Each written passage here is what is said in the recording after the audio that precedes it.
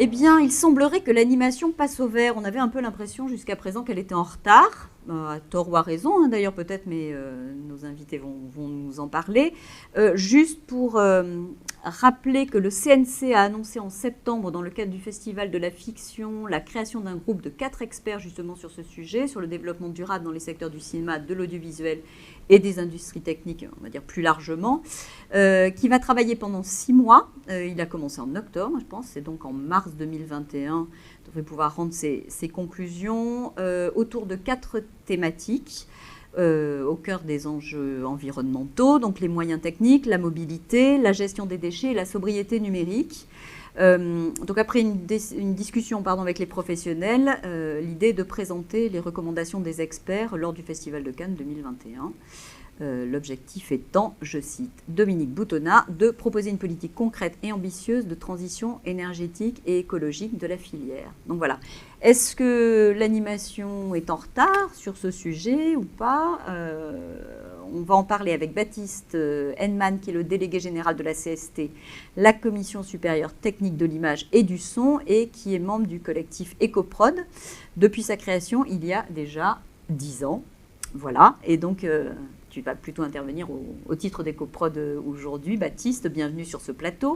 Jean-Baptiste Ouéry, qui est producteur et cofondateur de Dents de Loup avec Emmanuel Pétry-Sirvin et CEO de Oulala, le studio consacré à la 2D, dirigé par Cristobal Martinez, toujours. Pardon, donc ça on va couper, créé à la cartoucherie à Bourg-les-Valences en 2018. Et qui va nous annoncer, Bonne nouvelle. Une bonne nouvelle, voilà. Et puis en duplex, parce qu'il n'a malheureusement pas pu nous rejoindre, Benoît Ruiz. Salut Benoît, analyste efficience et soutenabilité chez Workflowers, une société qui propose d'accompagner les acteurs du média dans leur transition vers un modèle plus durable. C'est juste? Ok. Très bien. Tu es un expert notamment pour le CNC, la CST, Film London ou Film Région, Paris Région, pardon, et je crois que vous vous connaissez déjà tous les trois parce que vous avez travaillé ensemble, vous êtes en cours, vous avez... Enfin bon, voilà, bref. Baptiste, est-ce que tu veux bien déjà pour commencer nous présenter donc EcoProd qui a 10 ans?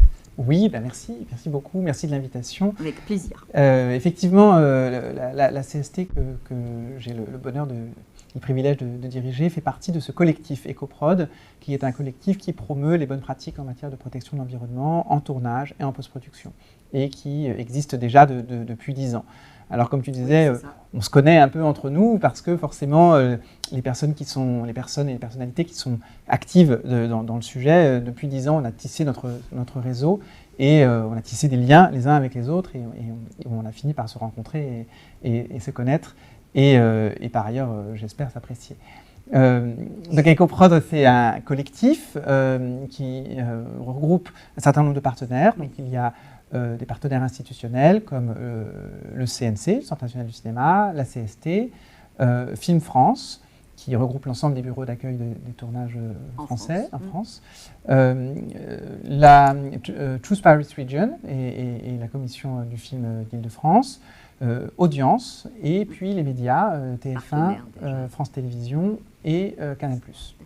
Et donc la mission d'EcoProd est de communiquer, c'est essentiellement une démarche de pédagogie et de communication autour des enjeux de développement durable, de protection de l'environnement sur les plateaux. Donc 10 ans, je suppose que vous communiquiez déjà, mais sauf qu'on a l'impression de vous entendre, d'entendre parler de ce sujet et de vous entendre vous particulièrement sur plusieurs événements. Vous avez été invité à plein de moments. Je vous ai entendu par exemple à EcoProd à Clermont-Ferrand l'année dernière. On a l'impression que vous étiez très présent partout, mais particulièrement l'année dernière. Je ne sais pas si c'est la réalité ou si on fait plus attention aujourd'hui à ce sujet-là. Alors honnêtement, je pense qu'on fait plus attention à ce sujet-là parce que c'est vrai que la force de ce collectif, c'est qu'on est quand même finalement assez nombreux et on représente EcoProd dans la plupart des événements professionnels, que ce soit le Festival de Clermont-Ferrand, Cannes, au Festival de Cannes ou à d'autres événements. Annecy, on a été présent, mais c'est vrai que depuis 2019, on va dire, fin 2019, il y a une accélération de la prise en compte par le grand public et des professionnels de cet enjeu de la protection de l'environnement. Dans EcoProd, on part du principe que le secteur des médias auxquels on appartient, donc la fiction, l'animation, le documentaire, la publicité, un peu au sens large, nous avons une double responsabilité. On a une responsabilité propre de réduire notre impact sur l'environnement, comme un chacun, comme n'importe quel citoyen ou comme n'importe quelle entreprise, mais parce qu'on porte une parole publique et parce qu'on porte cette parole vers le grand public, nous portons également cette responsabilité. Et le projet EcoProd est bâti sur le constat que nous devions donner l'exemple. C'est bien beau de dire qu'il faut diminuer son empreinte et de dire qu'il faut avoir des bonnes pratiques, mais il faut que le secteur puisse être lui-même irréprochable pour que le grand public puisse adhérer à ce propos. Voilà. Et pour donner l'exemple, ça fait effectivement déjà 10 ans que EcoProd a mis en place un centre de ressources sur le site ecoprod.com. Centre de ressources très large et très varié, dont je vais vous évoquer les quelques points principaux. Il y a d'abord... alors, très pratique. C'est très pratique. Nous, ce qu'on souhaite vraiment, c'est pouvoir répondre à la question qu'est-ce qu'on fait maintenant. Voilà. Qu'est-ce qu'on fait maintenant? Ne pas être dans les grands discours, ne pas être dans les grandes théories, mais être vraiment apporter des réponses très concrètes et très pratiques. Alors, très pratiquement... qui acquiesce. Qui acquiesce, mais c'est ça, effectivement, c'est l'enjeu. C'est de se dire, et Jean-Baptiste aussi. Qu'est-ce qu'on fait maintenant et Benoît, et nous parlons tous, dès que nous faisons des présentations sur cet enjeu, nous parlons tous de la dissonance cognitive, c'est-à-dire que nous savons tous qu'il faut agir, mais nous ne le faisons pas. Oui, mais ça peut paraître aussi, je pense, il y a un côté un peu vertigineux. C'est-à-dire que se dire comment tu peux y arriver. Alors, par quoi commencer? Est-ce que c'est faisable? Après, combien ça va nous coûter? Enfin, tu vois, ça peut, je pense, paraître un peu dans des délais super courts, souvent, parce que les prods... exactement, voilà. Exactement. Donc voilà, c'est pour ça que je dis que c'est très concret, votre site, parce que quand on y va, on a l'impression de dire, bah oui, pourquoi on n'y a pas pensé plus tôt, en fait. Voilà. Et on essaye d'apporter des solutions qui sont simples, concrètes, qui présentent le meilleur compromis à date, puisque ce dont on va parler aussi souvent, c'est une histoire de compromis, de solutions qu'on connaît aujourd'hui. On découvre plus tard qu'il y a une meilleure solution. On essaye de présenter, c'est en évolution aussi, à date, le meilleur compromis. Nous avons sur le site, en vrac, voilà, nous avons sur le site, pour la politique de studio, des affiches, des plaquettes qu'on peut distribuer, afficher. Nous avons des guides. Métier par métier, le guide de l'éco-production en général, qui donne une vision très complète de l'ensemble de la chaîne de fabrication en fiction, et aussi, pour ce qui nous intéresse, un guide spécialisé sur les workflows et donc la post-production également, un guide lumière. Nous avons un certain nombre de fiches pratiques qui permettent de se poser des questions et de répondre à chaque fois à des questions très concrètes. Qui fait quoi? Quand, quelle est la responsabilité de chacun sur son périmètre, puisque, vous le savez, nous sommes sur des métiers qui sont très fragmentés, avec beaucoup d'acteurs qui agissent à des endroits très différents. Oui. Et sur une longue chaîne. Sur une très longue chaîne. Et donc, notre enjeu était vraiment, en définissant ces fiches pratiques, de dire, oui, telle personne va avoir telle responsabilité, petite responsabilité, mais qui va agir dans un sens très concret, très pratique. D'accord. Il y a des choses spécifiques à l'animation? Alors, dans ce volet-là? Oui, dans ce volet-là, il y a des choses spécifiques à l'animation. D'une part, tous les guides qui se rapportent à l'activité de bureau, puisque l'animation... Qui sont valables pour... Par définition, c'est dans un bureau. Et donc, nous avons des recommandations qui sont, pour ce qui est des activités de bureau, qui sont grosso modo reprises des recommandations de l'ADEME. Donc, on peut aussi aller sur le site de l'ADEME pour voir des recommandations sur les activités de bureau, mais que nous avons simplifiées, précisées, pour les activités synthétisées, voilà, pour les activités audiovisuelles. Et donc, dans les bureaux, le tri du papier, le tri des déchets, l'éclairage, le coût de la mise en veille des appareils, etc. Je ne vais pas approfondir plus, puisque ça va être l'objet beaucoup de la présentation de Benoît par la voilà, suite. Mais, oui. Et puis, ça permettra aussi à chacun d'aller absolument, voir. Mais d'aller piocher. Voilà.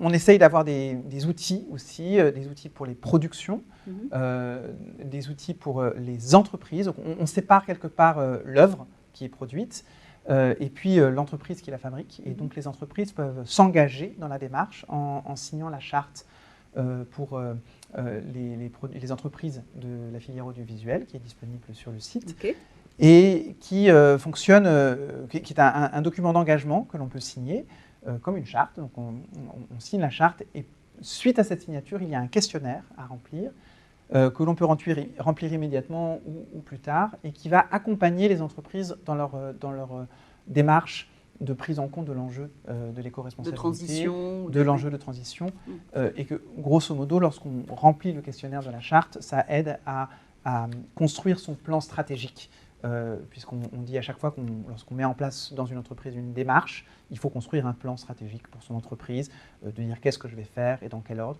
Et le questionnaire est construit de cette façon-là. Ça aide à mettre les idées au clair. Ça aide à mettre les idées au clair. Et nous avons donc beaucoup d'adhérents à la charte qui sont au premier niveau, qui ont une toute petite graine, et c'est une déclaration d'engagement. Ils disent bon, moi je veux y aller, je sais que c'est important. Donc on a répondu aux questions, je ne sais pas, je vais. Mais nous avons aussi quelques adhérents qui sont déjà au 2e ou au 3e niveau de notre charte. Et lorsqu'on est au 3e niveau de la charte, on n'est pas très loin en termes d'organisation, de structuration de son entreprise, de labels comme le label Lucie ou de normes comme des normes ISO. Enfin, voilà. Ce sont des choses. Cette charte, elle a aussi pour vocation d'accompagner les PME, puisque notre secteur est vraiment fait de PME, d'une phase de prise en compte de l'enjeu jusqu'à éventuellement une phase de certification ou de labellisation par des labels non spécialisés dans l'audiovisuel qui peuvent exister. D'accord. À cette charte est adossée une cartographie qui est un nouvel élément que nous avons publié cette année et qui retourne notre charte pour fournir un annuaire des sociétés de production et de prestations qui sont donc engagées dans une démarche éco-responsable. Et donc vous trouverez sur le site ecoprod.com cette carte. Et donc, si vous cherchez, par exemple, je ne sais pas, au hasard, un loueur de matériel de tournage engagé dans la démarche, vous trouverez les loueurs de matériel de tournage qui ont signé la charte EcoProd et qui s'engagent. Un studio de post-prod. Un studio de post-prod, un studio d'animation. L'ensemble des entreprises qui sont signataires de la charte sont également référencées sur cette carte de France. Et ça nous permet de communiquer en fonction. Et ça permet surtout à des productions de trouver facilement un partenaire ou un prestataire qui se déclare engagé dans une démarche. Dans une démarche. C'est un annuaire, c'est vraiment ce que c'est. Et puis pour nous, c'était important de pouvoir boucler la boucle d'une certaine façon entre la charte et la carte, pouvoir dire qu'on s'engage. Et un des éléments importants, c'est de s'engager pour soi, pour son entreprise, mais aussi pour son réseau. Et donc son réseau de partenaires, son réseau de prestataires. Et donc lorsque je suis producteur, je vais chercher à mettre en place un réseau de fournisseurs qui sont également engagés dans la démarche, et d'où la présence de cette carte. Bien sûr. Voilà. Ensuite, 2 autres petits volets pour EcoProd. Un volet formation.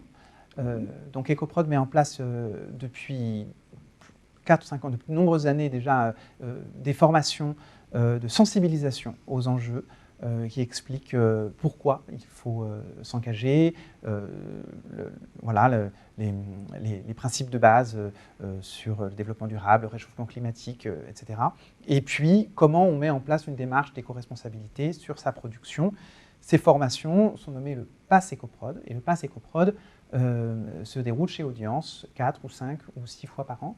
Donc ce sont des formations gratuites? Ce sont des formations totalement gratuites pour les techniciens et qui sont donc en ce moment virtuellement chez Audience, qui sont organisées par Audience, même si elles sont en ligne.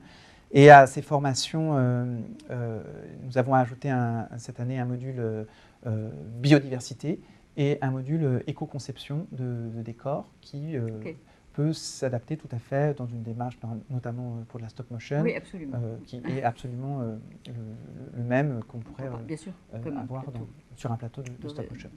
Une prise de vue réelle, oui. Okay. Et enfin... donc gratuite et ouverte à tous, ou alors c'est réservé aux gens qui ont signé la charte? Rien du tout. Non, rien du tout. La formation, le Pass EcoProd est absolument gratuit, ouvert, universel. La La seule contrainte, c'est le calendrier. On essaye de ne pas prendre trop de monde à la fois pour qu'on puisse discuter, échanger, faire du partage d'expérience. Surtout en ce moment avec les formations à distance, via l'outil numérique, c'est important qu'on puisse parler. Mais l'idée est vraiment de rendre ces formations, donc c'est 2 fois 3 heures, voilà, c'est 2 modules de 3 heures. Voilà, je ne peux qu'en dire du bien. Et c'est très. Non, mais c'est pas non plus très compliqué. Enfin, c'est très simple. Mais voilà, c'est pas non plus énorme. Ça te permet d'avoir en 6 heures, en fait, une vision, c'est ça? Une bonne vision. Une première vision. Et donc, cette formation s'adresse aux techniciens, quelque part, puisqu'elle est entièrement gratuite. Et pour l'entreprise, EcoProd se déplace. Et donc, on a un petit tarif pour ça. Oui, c'est ça. Voilà, j'avais vu deux choses différentes sur le. Qui nous permet, nous, de nous déplacer en entreprise pour faire cette même formation, ou si l'entreprise le souhaite, même aller un petit peu plus loin dans la présentation des enjeux. Et donc là, il suffit de nous demander, et on est capable de venir en entreprise pour accompagner, former plusieurs 15, 20, 25 salariés d'un Ok. Et un 4e point. Et dernier point, parmi l'ensemble des points, puisque voilà, on a une démarche de communication, de témoignage, le site internet permet on fait nos réseaux sociaux permettent de témoigner des bonnes pratiques et de rapporter de ce qui se fait. Mes derniers points, EcoProd finance et initiateur d'études sur le sujet pour également faire des points réguliers sur là où on en est, quelle est la situation. Essaye d'être en rapport avec l'évolution des pratiques. Donc, nous avons accompagné les études sur la gestion des déchets. Nous participons à des groupes, un groupe qui s'appelle Circule Art, qui est un groupe sur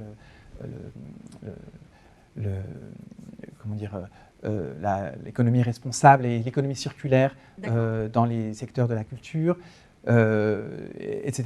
Nous avons participé à un certain nombre de travaux au fur et à mesure du temps. Une première étude sur le bilan carbone du secteur audiovisuel a été effectuée, et là, j'arrive, vous me voyez venir, a été effectuée il y a plusieurs années, et on a eu l'année dernière, au sein du collectif, on a ressenti le besoin de mettre à jour cette étude sur l'impact de notre secteur, notamment beaucoup à la demande en fait finalement des journalistes de l'année dernière, puisqu'on a eu un coup de projecteur très important sur EcoProd et sur cette thématique de protection de l'environnement, et il est ressorti que les chiffres dont nous disposions dataient de 2011, je crois, et donc il était nécessaire de les remettre à jour. Et donc c'est à ce moment-là que le collectif s'est réuni et que nous avons choisi Workflowers, cette petite entreprise, pour nous accompagner.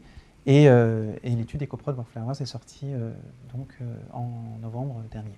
Voilà, elle a été présentée sur la Satis TV. Elle a été présentée au Satis pour la première fois. Absolument, mais là on va essayer de circonscrire, faire un focus sur l'animation avec Benoît.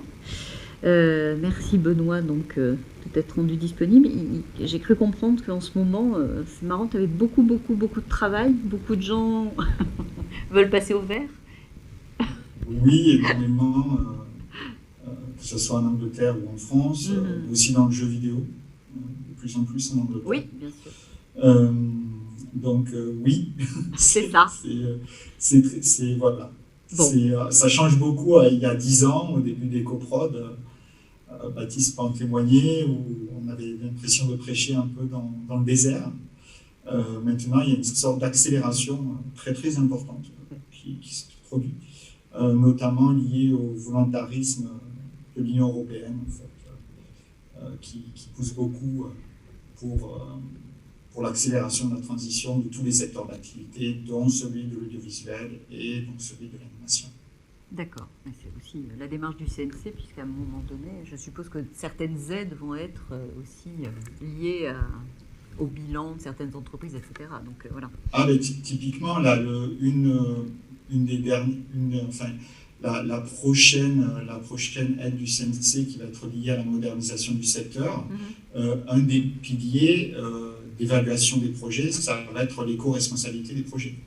Donc, parce que ce sont des aides qui sont données en vertu de la réglementation européenne, Et l'Europe fait de l'éco-responsabilité un pilier essentiel de l'évaluation de la pertinence des projets.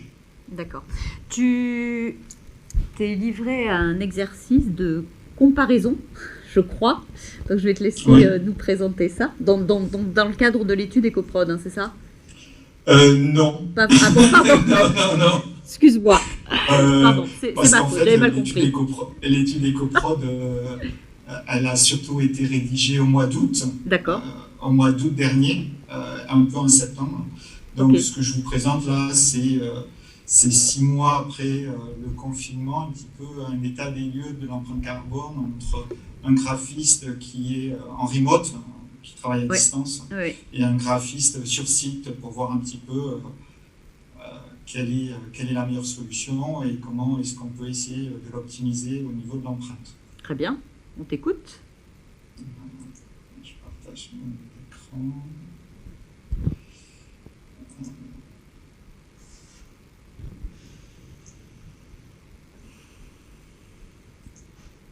Ok.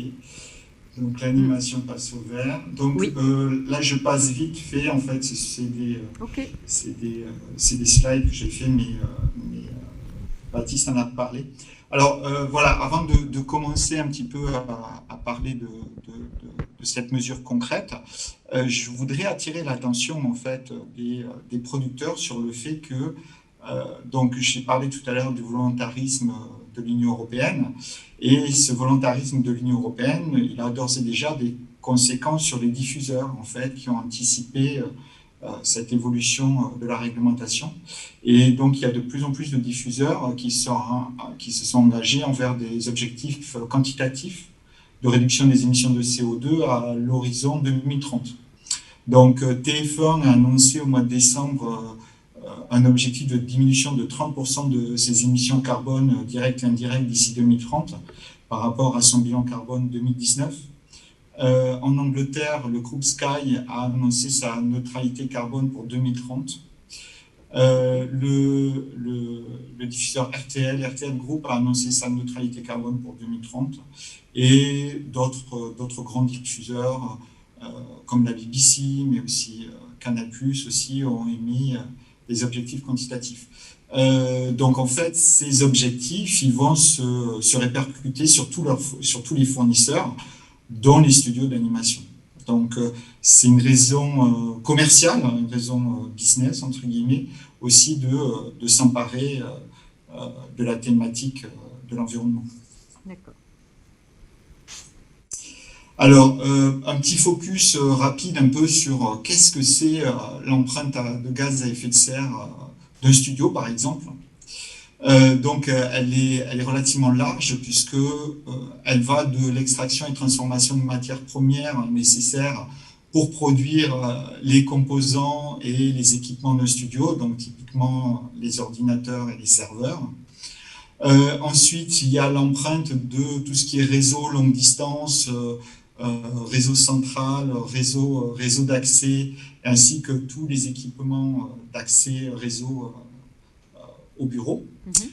Ensuite, il y a toute la partie animation workflow. Il y a également la partie stockage et effacement des données et fin de vie des équipements, donc typiquement des ordinateurs. Ensuite, il y a la partie locale et système énergétique du bâtiment, mais aussi des réunions physiques et virtuelles. Alors, la semaine dernière, à la demande du CNC, j'ai calculé quelle était l'empreinte carbone d'une visioconférence en utilisant les specs de Zoom. Okay. Donc, en fait, je suis arrivé à une empreinte carbone pour une réunion de 6 personnes en 720p HD, avec un ordinateur de bureau chacun, un écran chacun, dans le même pays, donc en France. Je suis arrivé à 3,77 grammes par personne, par participant à la visioconférence. Et donc en France, on a beaucoup de chance parce qu'on a quand même un kilowattheure qui est plutôt décarboné, puisque chaque kilowattheure va émettre 57,1 grammes de CO2, mais en Angleterre, ça va être 457, en Allemagne, ça va être 465, En Californie, ça va être 239. Donc, ça nous permet d'avoir une empreinte carbone plus faible. Et donc, en Angleterre, par exemple, La même réunion la même réunion, c'est 30 grammes de CO2 par personne. Donc, 10 fois plus. En fait. Ah oui, d'accord. Donc ensuite, il y a la partie restauration et gestion des déchets, et enfin les déplacements, même si on se déplace de moins en moins. Mais on va recommencer un peu. J'espère, j'espère un peu, Un par peu. train, Voilà. par train. Voilà. Et d'ailleurs, vos invités sur le bureau, ils sont venus par train, justement, ce qui est très bien. Tout à fait. Donc, on a fait, dans le cadre de Workflower, on a fait une étude de cas sur Supamonks, Ouais. donc qui est le studio situé en Île-de-France, qui est bien connu. Et donc, on a fait un comparatif entre l'empreinte GES d'un graphiste sur site versus en remote. Donc, en fait, au moment du Covid, c'est une situation que tous les studios ont connue. Ils ont essayé de mettre en place des protocoles de travail à distance pour leurs graphistes, donc typiquement avec des protocoles PC over IP qui, à partir d'un PC centralisé, de se connecter au PC de son bureau, à sa working station, et donc de transférer uniquement des pixels en format crypté. Donc nous, à travers cette architecture d'urgence qui a été mise en place par Supamonks, mais de nombreux studios ont fait la même chose, on a essayé de comprendre comment est-ce que ça allait impacter l'empreinte de chacun des studios. Donc là, vous voyez l'architecture avec une partie des graphistes à la maison, même si c'était la majorité, et qui sont sur un gaming PC avec un protocole de transfert, et les graphistes qui sont sur site avec leur workstation. Donc, quels ont été les résultats de ce calcul? Alors, on a découvert, en fait, à travers la consommation des écrans, donc tout ce qui va être la partie fonctionnement, mais aussi la partie empreinte carbone de la fabrication, qu'on a lissé sur le nombre par jour d'utilisation en fonction de la durée de vie, mais aussi sur les working stations, sur les serveurs, sur le rendu, parce que le rendu se fait dans le studio, sur les réseaux et sur le backup qui se fait en cloud. Mais on a découvert qu'en fait, si on n'inclut pas les trajets, l'empreinte sur site est plus faible que l'empreinte à distance. Alors pourquoi est-ce que l'empreinte à distance c'est plus importante? Juste de pardon. l'ordre de... Excuse-moi Benoît, mais pour nos camarades qui sont de l'autre côté de leur écran et qui pourraient nous regarder sur des tout petits écrans, est-ce que tu peux juste nous dire sur ton schéma, parce que là il y a du bleu, du rouge, alors je ne sais pas si tout le monde voit ça. Oui, alors à gauche, en bleu à gauche, on va site. dire. Voilà, c'est ça, merci. En bleu, c'est au studio. Ok. Et en orange, c'est à distance. Super, merci, pardon, excuse-moi, Voilà. je t'ai coupé. Donc sur site, en fait, dans le studio, donc c'est par jour, l'empreinte carbone d'un graphiste, elle est de 1,47 kg de CO2 équivalent, alors qu'à la distance, elle est de 2,16. Donc c'est une hausse de 32%. Alors pourquoi? En fait, c'est une raison un peu prosaïque. C'est dû au doublement en fait de l'équipement informatique et des CPE. Donc CPE, c'est Customer Premise Equipment, donc d'accès au réseau à la fois au studio et à la fois à la maison chez le graphiste. Et c'est ce qui justifie un peu la différence, ce qui justifie la différence, le gap entre les deux. Parce que en fait, au bureau, les écrans restent allumés. Parce que ce qu'il faut savoir, c'est qu'une unité centrale, si son écran n'est pas allumé, la carte graphique, elle va pas donner toute sa performance. Donc, il y a une obligation de laisser allumer en permanence, souvent 2 écrans, plus la working station. Donc, si on intègre les trajets à cette équation, on se rend compte qu'en fait, si un graphiste qui travaille sur site va au boulot à vélo, à pied, en métro, en RER ou en TER, il aura une empreinte qui sera toujours inférieure à celle d'un graphiste qui va aller, qui est chez lui et qui travaille à distance. Donc, ce sont les modes de déplacement bas carbone qui vont permettre de toujours avoir une empreinte inférieure sur site d'un graphiste qui travaille sur site par rapport à distance. D'accord. Donc, pour essayer un petit peu de faire une comparaison en fait entre ce qu'on vit peut-être nous en France et ce qui peut avoir lieu dans d'autres pays, on a fait exactement le même calcul avec les mêmes éléments, à part en utilisant des données spécifiques à la Californie. Donc, ces données spécifiques, bien sûr, c'est l'intensité carbone du mix électrique en Californie, ainsi que le type de transport et le nombre de jours ouvrés, parce que bon, en Californie, ils travaillent 251 jours, mais nous en France, on travaille 226, voilà, donc ça fait une petite différence au bout d'un an. Et surtout, c'est qu'en Île-de-France, les déplacements moyens, aller-retour pour aller au travail, c'était 21 km par jour. Tandis que à Los Angeles, c'est 50 miles. Et 50 miles, c'est 80,46 km. Donc, ça va changer pas mal de choses. Donc, ce qu'on voit, c'est que entre la France, l'Île-de-France, ça va être toujours 1,47, mais en Californie, le graphiste qui sera dans son studio, lui, il va consommer, il va émettre 2,73 kg de CO2 par jour. Donc ça, c'est sur site. Et à distance, donc 2,16 en France et 3,88 à distance aux États-Unis. Donc, ce qui fait environ 45% pour les deux. D'accord.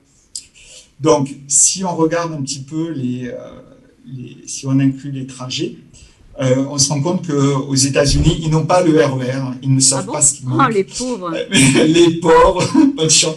Et mon associé, Cédric Lejeune, a vécu à Los Angeles. Il m'a dit, de toute façon, personne ne prend le métro à Los Angeles. Voilà, il n'y a que des sans-abri. Bon, voilà.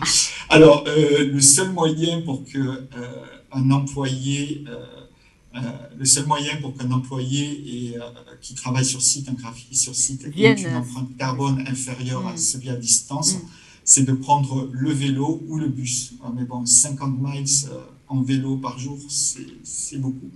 Donc, en France, quand même, on voit que on a pris assez tôt quand même conscience de la nécessité de mettre l'animation au vert. Et sur d'autres territoires qui sont en concurrence avec la France, on se rend compte quand même qu'on a une empreinte environnementale qui est beaucoup plus faible. Alors, nous, dans le cadre de notre travail avec Supamonk, on essaie de trouver des solutions, c'est toujours un work in progress, on essaie de trouver des solutions pour réduire ces émissions en fait, de ce pipeline de production à distance. Donc, la première solution, c'est une solution qui est un peu évidente. En fait, c'est d'éviter d'avoir à allumer les écrans au studio, en fait, parce que c'est relativement important, en fait, comme consommation. C'est de l'ordre de 160 watts, de 1,6 kW par jour pour 2 écrans. Donc, en fait, l'idée, c'est d'utiliser juste un dongle qui va simuler un écran pour débloquer toute la puissance graphique du GPU. Et donc, ça va permettre, en fait, de diminuer l'empreinte environnementale du graphiste à distance de 13,14%. Donc, ça va passer de 2,16 à 1,87 kg de CO2 équivalent par jour. Alors, ça va représenter une petite économie en termes de coût électrique qui va être de l'ordre de 11 € par an. Mais comme un dongle, ça coûte 15 €, voilà, ça va être vite rentabilisé. Et puis, si vous avez un plateau avec des centaines de working stations, ça commence à valoir le coup. Oui. Non, pardon, c'est moi qui... Voilà. Et surtout, c'est que, en fait, on se rend compte aussi que le Covid, il a aussi révélé que de nombreux graphistes avaient envie de travailler quasiment à 100% à distance. Surtout, il y en a qui ont envie de travailler dans les Pyrénées, d'autres en Dordogne, et maintenant, c'est possible. Donc, ça permettra justement d'avoir à renouveler les moniteurs dans les locaux. Et donc là, il y aura une grosse économie d'émissions carbone, puisque pour pour fabriquer un écran, c'est de 23 pouces, 23,8 pouces. C'est environ 250 kg de CO2 équivalent. D'accord. Alors, ensuite, une autre solution, donc là, c'est vraiment un work in progress. Donc, c'est la virtualisation contre la working station. C'est-à-dire qu'au lieu d'avoir des working stations, en fait, c'est que l'on soit à distance ou que l'on soit sur site, travailler directement sur des clients légers, des films clientes, grâce à un serveur virtualisé. Et ça permettra d'apporter une flexibilité au travail graphique, puisqu'on pourra mettre, par exemple, plusieurs clients sur une seule carte ou plusieurs cartes sur un seul client. Donc, il y aura une plus grande flexibilité dans la gestion des ressources. Et donc, ça va permettre, en termes de coûts et en termes opérationnels, donc, il y aura une optimisation des ressources informatiques, puisque, en fait, la puissance de calcul, elle va être dans une salle technique. Donc, la maintenance et le refroidissement seront facilités. Il y aura la possibilité d'avoir une adaptation logicielle. Et puis, surtout, ça va être Covid compatible. Donc, bon, ça nécessite encore un certain nombre de tests, notamment pour la maison. Donc, c'est ce qu'on fait avec Workflower. On a des wattmètres et on teste un peu les configurations minimales qui permettent aux graphistes en remote et sur place de travailler en consommant le moins d'énergie possible et avec la configuration la plus faible possible. Okay. En termes de sécurité, en plus, ça peut peut-être rassurer certains studios, donneurs d'ordre Ben, en fait, on garde le protocole PC over IP qui est crypté. Hein. Donc, on le garde toujours, mais plutôt que d'avoir des...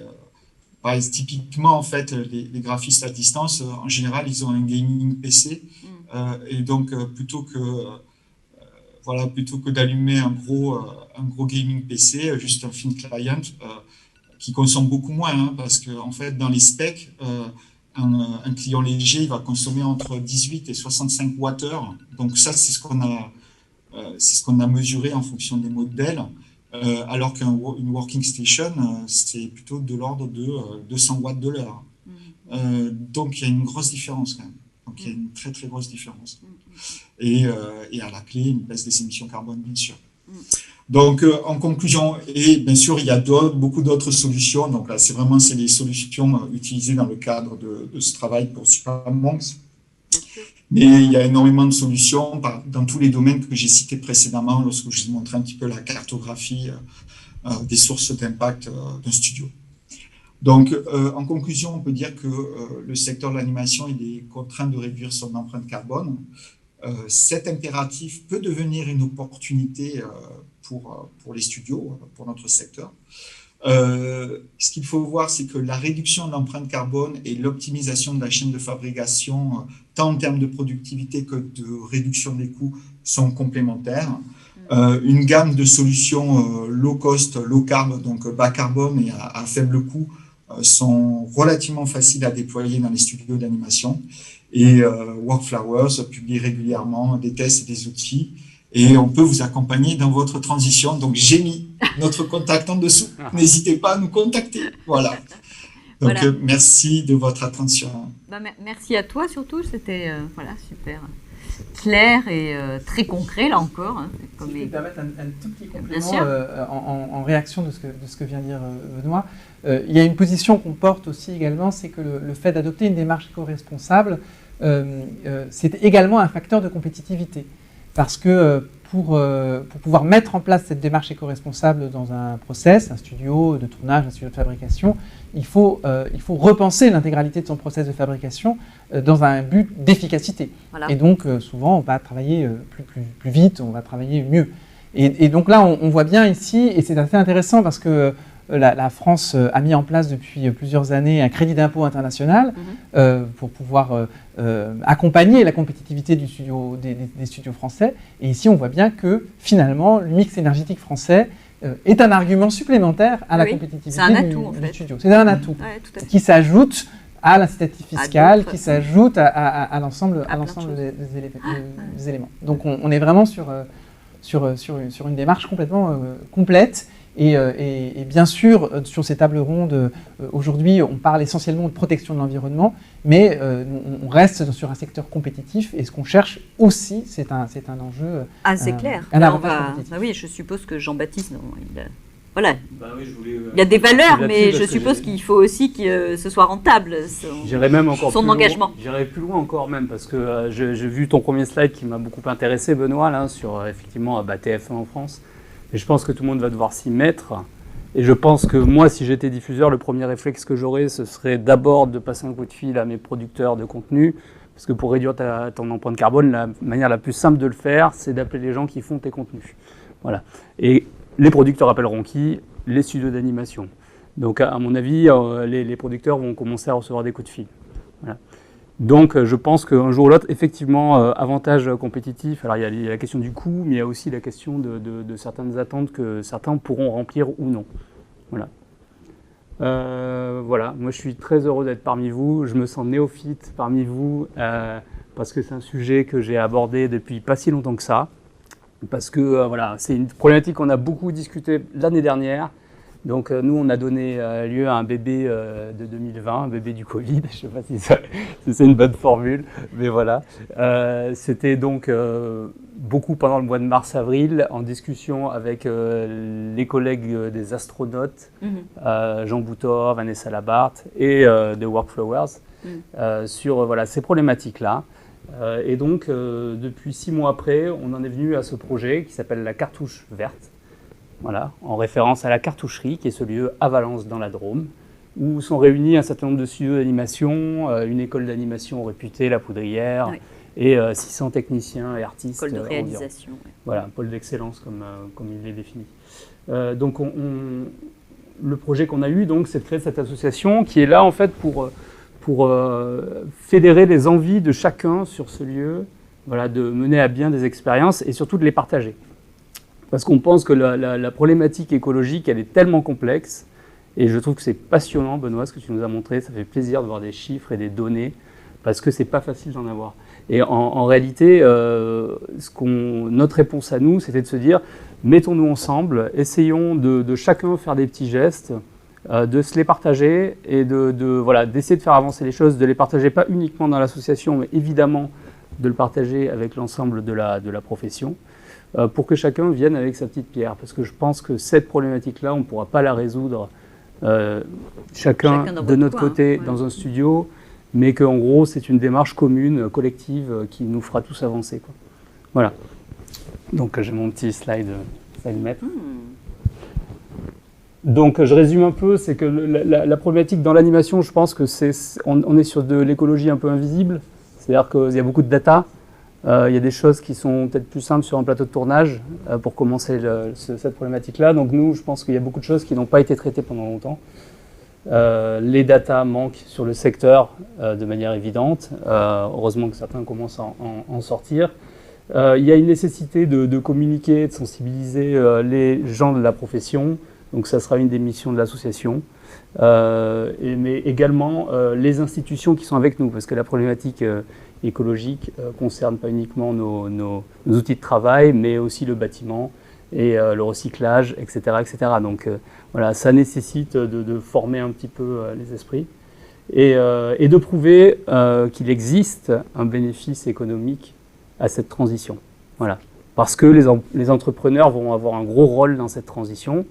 Les individus, évidemment, mais les entrepreneurs d'abord, parce qu'il va falloir investir. Investir, c'est ça. Voilà, donc il va falloir dépenser de l'argent. Je sais que ce n'est pas nécessairement cher, mais c'est quand même de l'investissement. Donc l'opportunité à Valence, c'est que nous, on est arrivé il y a 2 ans à Valence, c'est tout frais. Et tout de suite, on a vu que c'était un lieu qui pouvait être propice à ce genre d'échanges, de discussions, et qu'il y avait une sorte de bienveillance, voire d'envie d'un certain nombre de gens. Parce que je pense que quand on est dans nos studios d'animation, on a envie de se dire que les gens à nos côtés, ils vont prendre ça comme quelque chose de positif. Et il y a également une volonté politique territoriale de faire évoluer la question. Donc les missions de cette association, ce sera de mettre en commun les initiatives de chacun des studios. Donc on a une dizaine de studios autour de la cartoucherie et qui pourront partager leurs études, sensibiliser les professionnels et valoriser les bienfaits et les bénéfices de cette démarche-là pour tous les autres territoires, en France ou en Europe. Donc nous, ce qu'on a identifié, c'est qu'il y avait deux types de sujets. Donc les sujets qui sont propres à notre secteur et ceux qui sont propres à tous les secteurs. Bon. Ce qui est prioritaire pour nous, c'est ce qui est propre à notre secteur, parce que le reste existe beaucoup. Ça a été déjà discuté et du coup, on a le sentiment que l'effort doit être porté là où on n'a pas encore d'éléments de réponse. Donc notamment, évidemment, la consommation électrique sur nos pipelines de production. Donc les membres de cette association, donc ce sont soit des sociétés, soit c'est des personnes physiques qui sont évidemment le bienvenu. Les membres créateurs qui sont les astronautes, Oulala, Workflowers. Et voilà, donc nous avons eu notre première réunion d'information. Ah oui, c'est vraiment tout frais. Le 29 janvier 2021. C'est donc ça. voilà, c'est un bébé qui vient juste de sortir du ventre. Donc voilà, notre première action qu'on va mener avec Benoît et Cédric, Cédric le jeune, donc c'est qu'on va distribuer à chaque membre de l'association des wattmètres et on va leur donner des petites missions qui leur demanderont pas beaucoup d'investissement mais qui donneront des informations précieuses puisque chaque studio a sa manière de travailler, ses logiciels et des métiers légèrement différents. Donc on peut obtenir des données qui sont assez variées et donc ces wattmètres vont être plugués sur les workstations, vont tourner un certain nombre de jours.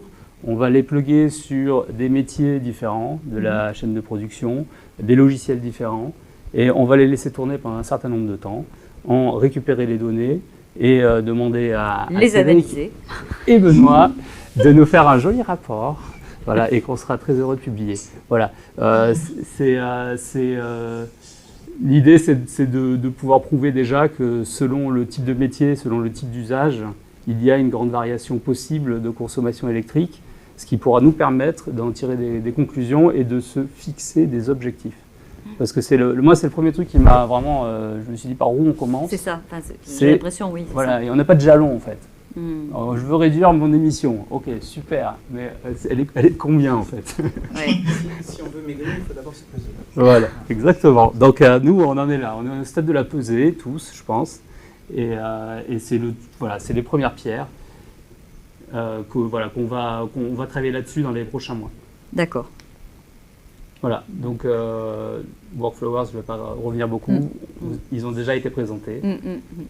Flores pourrait un peu être partenaire de cette table ronde, je ouais, pense. un peu omniprésent, j'ai envie de dire. Mais c'est très intéressant comme Non, démarche. ça sera le cas quand il viendra, quand il prendra le train, quand il pourra prendre le train pour venir nous rejoindre. Ouais. Parce qu'en fait, l'idée... Tu as fini, pardon? J'ai fini. Ok, non, c'est simplement pour vous dire que c'est plutôt des bonnes nouvelles et des choses très concrètes, etc.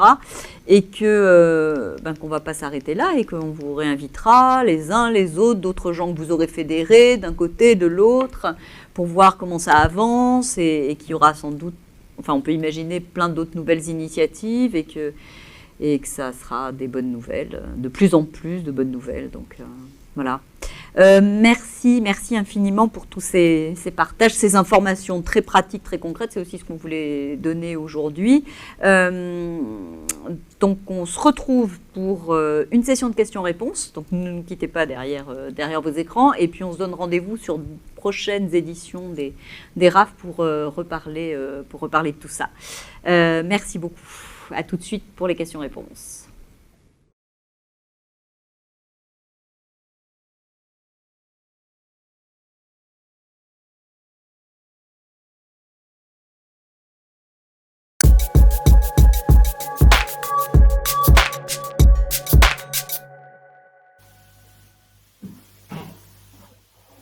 Merci à tous les trois et merci d'être à nouveau présents avec nous en live pour cette session de questions-réponses. Donc, je vous rappelle qu'avec nous, Baptiste Edman, qui est délégué général de la CST et qui est intervenu et qui va continuer à intervenir au titre d'EcoProd, du collectif EcoProd. Benoît Ruiz, qui est analyste efficience et soutenabilité chez Workflowers. pour lequel nous avons une question sur les bus. Et puis Jean-Baptiste Wéry, qui est producteur et cofondateur de Dents de Loup et de Oulala, qui nous a annoncé la création de cette association. Patrick est aussi avec moi, voilà, pour relayer vos questions. Merci d'avoir suivi la première partie de cette intervention. Donc, on parlait des bus et Stéphane Saint-Gier nous demande: est-ce que les bus polluent moins aux USA qu'en France, Benoît? Effectivement, après vérification, c'est un peu contre-intuitif, mais oui, les bus polluent moins parce qu'ils ont un facteur d'émission qui est beaucoup plus faible en fait par miles, même si on fait la conversion en kilomètres. C'est probablement dû au type d'utilisation, c'est-à-dire aux États-Unis, il doit y avoir moins d'arrêts et il y a probablement plus de passagers à l'intérieur des bus, ce qui fait que ça diminue l'empreinte carbone par passager, par mile. Et puis aussi, ce qu'il faut bien voir, c'est que la durée de commute, de trajet domicile-travail est beaucoup plus importante en Californie qu'en Île-de-France. D'accord, ok. Une question concernant quel budget pour les wattmètres nous demande-t-on du côté de Monsieur Mister Rigaga. Qui peut répondre à C'est ça? assez bon marché. C'est assez bon marché, hein. C'est entre 20 Oui, et 30 euros, hein. Voilà. tout à fait. Oui, les wattmètres dont on parle, en tout cas, ouais, ceux-là font 30 € pièce. Et si on veut faire une mesure, une bonne mesure, il faut 2 wattmètres pour un poste de travail, un pour l'écran et un pour l'unité centrale. Ok. Merci. Alors, Baptiste, j'avais une question en attendant que nos participants posent les leurs. La CPNEF audiovisuelle, donc avec la CST et Ecoprod, a lancé une étude avec l'objectif de créer alors tu m'as dit c'est pas une certification, mais tu vas nous dire ça plus précisément, sur un poste d'éco-manager. Est-ce que tu peux nous en dire un peu plus? Oui. Un nouveau métier. Un nouveau métier. Donc effectivement, donc la CPNEF, c'est la Commission paritaire nationale emploi-formation. C'est un organisme paritaire qui donc réunit des employeurs et des salariés. Et qui, partenaire des RADIRAF, historique. Partenaire des RADIRAF. Et qui, comme son nom l'indique, réfléchit sur les conditions d'emploi et de formation, CPNEF.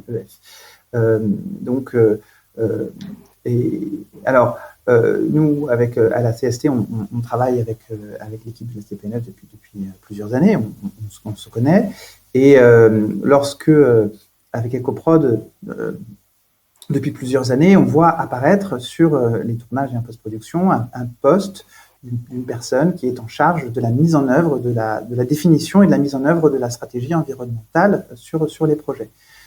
Poste qui s'appelle, suivant les projets, éco-consultant, éco-manager, éco-conseiller, voire même.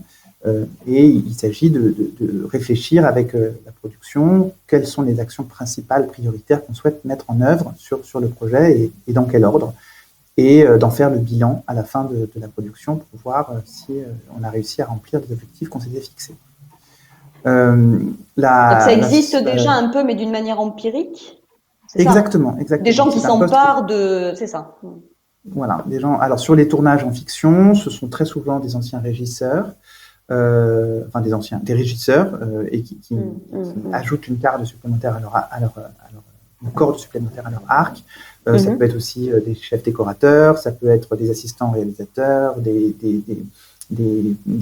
administrateurs de production. Voilà, il y a des gens avec des profils très variés qui prennent en charge cette nouvelle fonction. Et donc, avec la multiplication des projets et des tournages, ce que l'on souhaite collectivement, aussi bien dans le collectif Ecoprod que en parlant les uns les autres, c'est que on puisse donner en quelque sorte ses lettres de noblesse à cette nouvelle fonction et la faire évoluer progressivement vers un vrai métier. Parce que faire le suivi de la démarche et de la stratégie environnementale sur un projet, c'est pas du tout juste trier les poubelles et s'assurer qu'elles sont bien vides. Voilà, c'est beaucoup plus compliqué que ça. Les réponses que Benoît peut donner sur certains sujets nous donnent un aperçu de l'enjeu. Donc un éco-manager ou un éco-consultant, c'est un poste avec un certain niveau de technicité. Et donc, on veut s'assurer que les techniciens qui occupent ce poste, ou qui vont l'occuper à l'avenir, aient ce niveau de technicité. Et c'est là qu'entre en jeu la CPNEF, donc la Commission paritaire nationale, CPNEF, Commission paritaire nationale emploi formation. L'idée est donc de créer, dans le premier semestre de l'année 2021, si on y arrive, un référentiel pour le certificat de qualification professionnelle de l'éco-manager.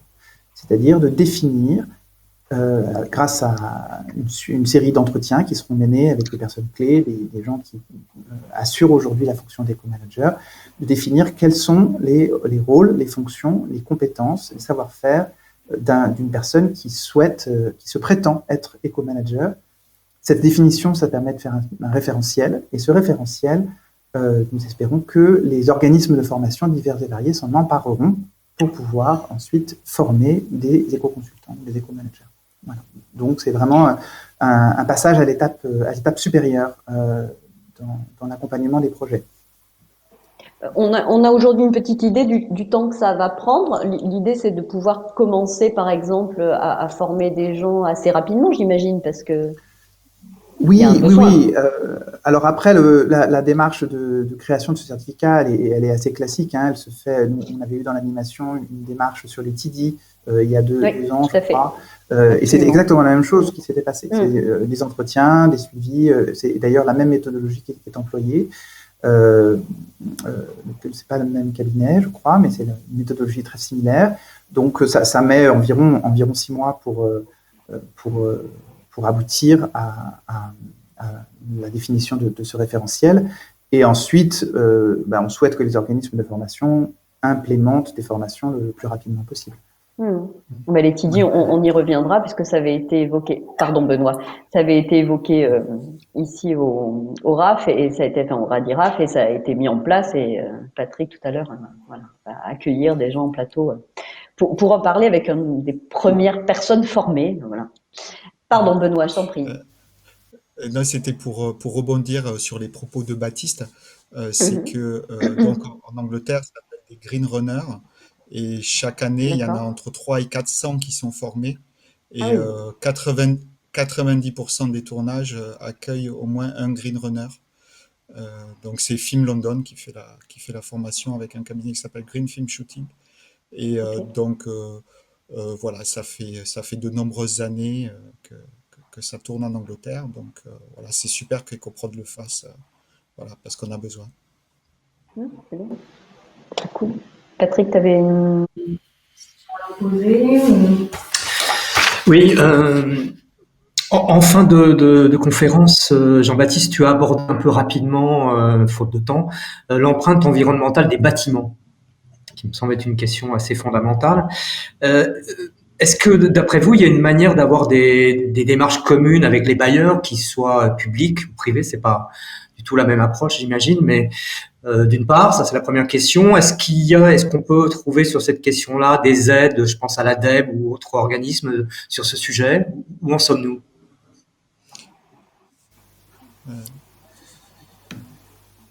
Écoutez, moi en tout cas, nous concernant, on a la particularité d'avoir un bailleur qui est l'agglomération de Valence, au Romand. Donc ces questions-là passent par des discussions avec eux. Et je pense que à ce sujet, ils sont sensibilisés à la cause. C'est une certitude, mais il y a beaucoup à faire. Et j'espère que notamment cette association sera l'occasion d'en parler d'une voix commune pour faire progresser la question. Voilà.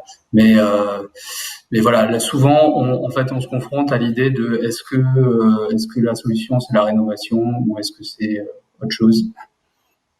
Voilà, c'est souvent là-dessus qu'on bute parce qu'on a des limitations sur certains bâtiments qui sont déjà sur place. Tu voulais ajouter quelque chose sur le sujet? Moi Oui, non? Oui. Citer. Si. Ah oui, C'est vas-y, vas-y.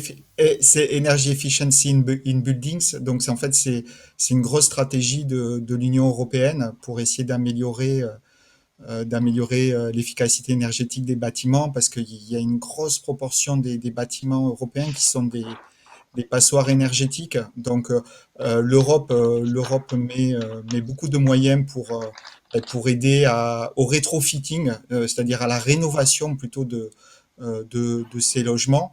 On voit déjà qu'en 2023, il sera interdit de louer des bâtiments qui ont une empreinte énergétique, une classe énergétique D, je crois, voilà, c'est ça, qui sont pas A ou B. Donc en fait, on s'en empare. Après, il y a de nombreux fonds dans les régions qui peuvent financer des travaux d'efficacité énergétique des bâtiments. Donc je pense notamment à Climaction dans l'est de la France, aux alentours de Strasbourg, mais il y en a dans toutes les régions. Voilà, donc c'est un des principaux enjeux de la transition énergétique, les bâtiments. Voilà. Se met en place. Ça se met en place. Une question concernant les modes de transport des salariés dans les studios. Je ne sais pas si vous avez des retours par rapport à ça. Est-ce qu'il y a une incitation d'une manière ou d'une autre au covoiturage, au vélo partagé, demande Romain Courtine, qui travaille pour le Festival d'Annecy. Qu'est-ce que c'est qu'un vélo partagé? Si vous avez la réponse. En tout cas, est-ce qu'il y a des incitations de ce type, je sais pas, des primes, voilà, dans les studios pour qu'il y ait des vélos, je sais pas. Alors, il peut y avoir des incitations qui sont à la discrétion de l'employeur. Ouais. Ensuite, les systèmes de vélo partage, c'est tout ce qui est Vélib, Vélov et vélo municipalité. Et, Ah oui, d'accord, mais ça dépend pas des studios, en fait, effectivement. Non, ça se discute dépend. avec Oui, la d'accord, municipalité. Ok, très Voilà. Il y a des obligations de parking, de création de parking de vélos dans certaines villes avec la rénovation des bâtiments. D'accord. Donc, ça dépend énormément de la localité dont on parle.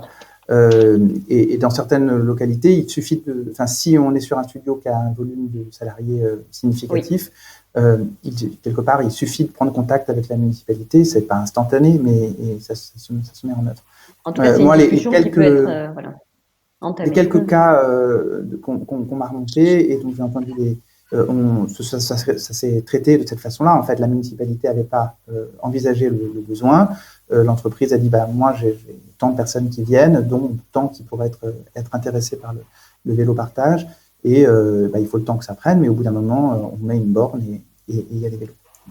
Donc ça dépend effectivement du système aussi de vélo partage, puisque dans certaines villes, il faut, comme à Paris ou à Lyon, il faut des bornes. Mais dans d'autres villes, ce sont des vélos qu'on attache. Et donc là, il n'y a même pas d'enjeu. D'accord. Je pense que les studios ont peut-être un rôle à jouer, un rôle d'information déjà. C'est-à-dire de déjà amener des chiffres à leurs salariés en leur expliquant concrètement quel impact ils peuvent avoir sur leur mode de déplacement. Parce que c'est pas évident de savoir ça. Beaucoup de gens n'ont pas vraiment conscience en fait. Ouais, tout à fait. Voilà. Tout à fait. Donc je pense qu'il y a beaucoup de sujets où les employeurs ont un rôle d'information.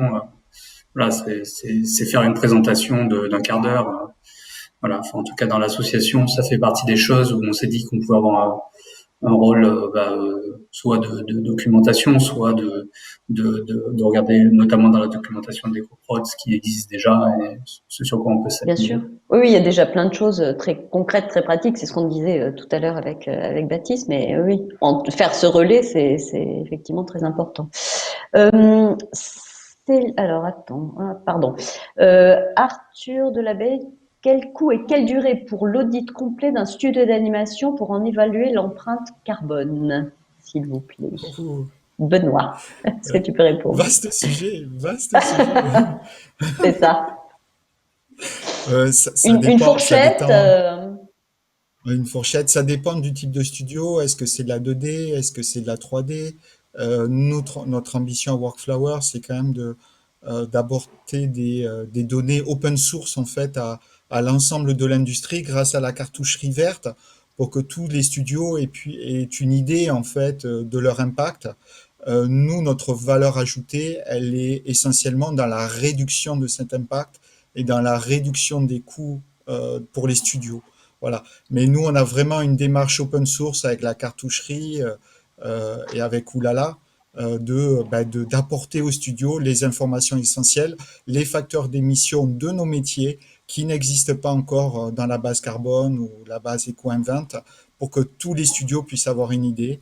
Et après, voilà, voilà, ça va permettre à tous les studios de faire eux-mêmes leur empreinte. On peut les accompagner éventuellement et surtout les aider à réduire de façon personnalisée en fonction de leur structure de production, leurs émissions et leurs coûts. D'accord. Peut-être que la question d'Arthur était plus générale, hein, que dans le cadre de la cartouche verte, hein, mais après, on le laisse aussi prendre contact peut-être avec vous s'il veut en savoir un peu plus sur un audit. Et également, audit. on peut faire une première approximation de son bilan carbone qui est très approximée dans le cas d'un studio parce qu'elle est plus fine sur la partie tournage. En utilisant simplement le Carbon Clap qui est disponible sur le site d'EcoProd. Sur le site d'EcoProd, ok. Voilà, il y a un calculateur carbone gratuit qui s'appelle le Carbon Clap. Et comme le dit Benoît, ce qui compte plus que le montant carbone, c'est la direction. Donc l'idée, c'est de faire un bilan, disons voilà, on est en février 2021, on fait un bilan de ces pratiques grâce à un outil gratuit comme le Carbon Clap ou à un conseil. Et puis, c'est l'ensemble des actions qu'on met en œuvre ensuite pour un an après arriver à réduire son impact. Une dernière question et après on en termine.